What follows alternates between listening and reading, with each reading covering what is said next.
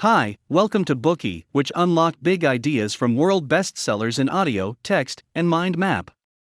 Please download Bookie at Apple Store or Google Play with more features. Get your free mind snack now. Hi, welcome to Bookie. Today we will unlock the book Jane Eyre, the masterpiece of renowned British author Charlotte Bronte. Charlotte Bronte was born into the family of a village pastor in England in 1816.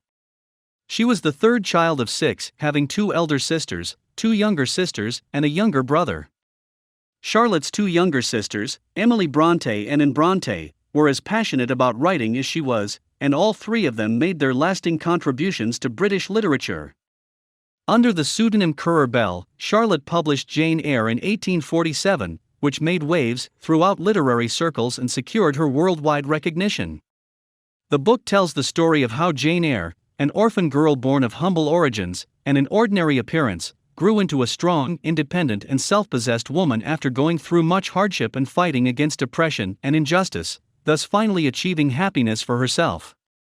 Orphaned after the death of her parents at a young age, Jane lived for a time under her aunt's roof, where she endured much bullying and oppression, before spending 8 tumultuous years in an orphanage. That notwithstanding, Jane Eyre did not give up on herself. Even after leading a lonely life without anyone to rely on, she continuously resisted oppression and fought tenaciously against her fate in order to pursue an independent and autonomous life, a life of freedom and equality, and finally succeeded in achieving an ideal love and living the life of her dreams. The novel was written in mid-19th century during the Victorian era in England. At the time, it was a patriarchal society, and women faced oppression on many fronts. Once, when Charlotte was 20 years old, she sent several short poems that she wrote to Robert Southey, a great English poet at the time, in hopes of receiving his commendation and encouragement. Yet in his letter Southey merely gave her a brusque reply, stating that literature is not the business of a woman, and it cannot be. Southey's letter dealt Charlotte a huge blow, but she did not abandon her literary ambitions there and then. In order to ensure the successful publication of Jane Eyre, Charlotte used the male pseudonym Currer Bell. This went to prove how difficult the path to a career in the literary arts was for women at the time. Against such a societal backdrop, the feminist themes of courageous resistance, pursuit of equality, and defense of women's rights as conveyed in the book were extremely rare and valuable, and played a significant role in promoting the contemporaneous liberation of women. We will now talk about this book in detail from 2 perspectives, so that we may understand and appreciate Jane Eyre's life in full. In Part 1, we will recount the novel's plot and take a journey through Jane Eyre's life of resistance. In Part 2, we will analyze the feminist concepts portrayed in Jane Eyre. In the 19th century, the social status of women was a lowly one. Societal norms at the time dictated that women had to depend on men in all aspects. A woman's worth at the time could only be found at home, where she should be responsible for taking care of her husband and children, in other words adopting the role of the angel in the house.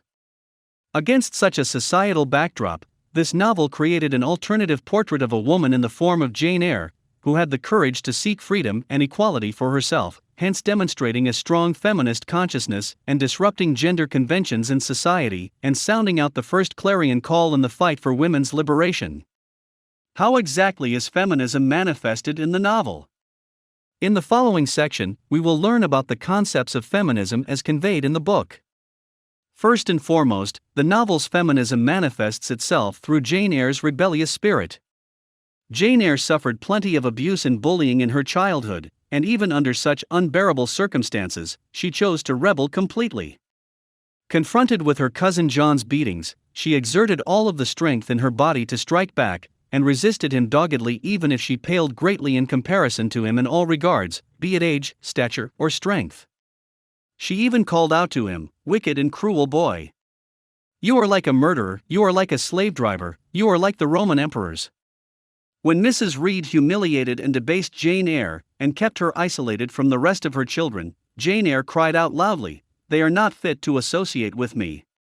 At Lowood School, whenever Helen was punished without reason, she would choose to accept and tolerate the punishment in silence, yet Jane Eyre had a completely different perspective. She said, "And if I were in your place I should dislike her, I should resist her. If she struck me with that rod, I should get it from her hand, I should break it under her nose.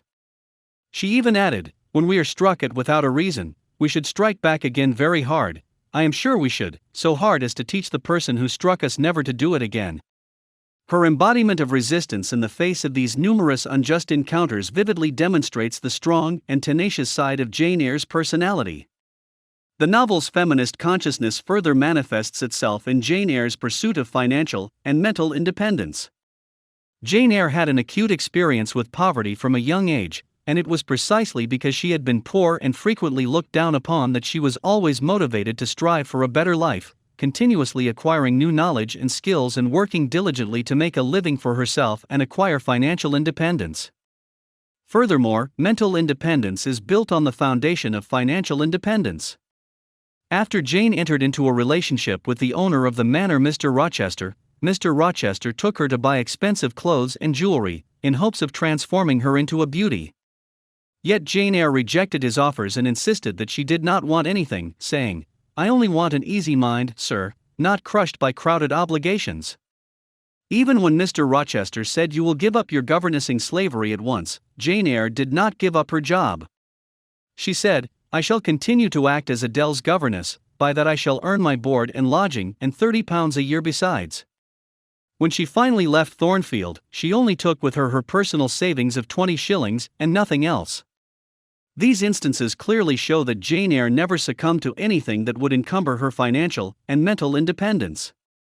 Finally, the novel's feminist consciousness manifests itself through Jane's views on love, which are premised on the values of freedom and equality. When Mr. Rochester attempted to sound Jane Eyre out on her feelings towards him, Jane took the initiative to confess what she felt for him candidly, which highlighted that she and Mr. Rochester were equals on a spiritual level. When Jane Eyre found out that Mr. Rochester had a legal wife and was caught between love and dignity, she bit the bullet and gave up on love, choosing instead to defend the integrity of the law and the dignity of marriage. On the other hand, when St. John proposed to her, Jane Eyre indicated that she was not willing to be a mere tool for his evangelism, and stressed that love should be the foundation of marriage. These instances demonstrated how freedom and equality formed the basis of Jane Eyre's perspectives on love. Today we are just sharing limited content. To unlock more key insights of world-class bestseller, please download our app. Just search for Bookie at Apple Store or Google Play. Get your free mind snack now.